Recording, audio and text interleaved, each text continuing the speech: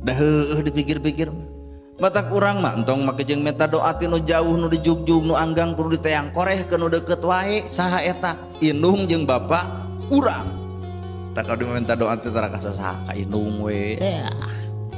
aman hirup tadi doakeun ku indung bapak tapi lamun indung teu ngadoakeun kuring cantang tuh hirup kuring aman demi Allah tah pang aman-amanah hiji budak lamun indung nyurujud cai panon lantaran bunga ku akhlak eta budak maka cai panon eta nu bakal dijadikeun pangleleur hirup eta budak menang milih leueur enteng babari nah aya nyurujud cai panon supaya urang gede milik matak tadi ge mak cing teh abdi bade ceramah ka Pangalengan beres ti Pangalengan cing teh kadek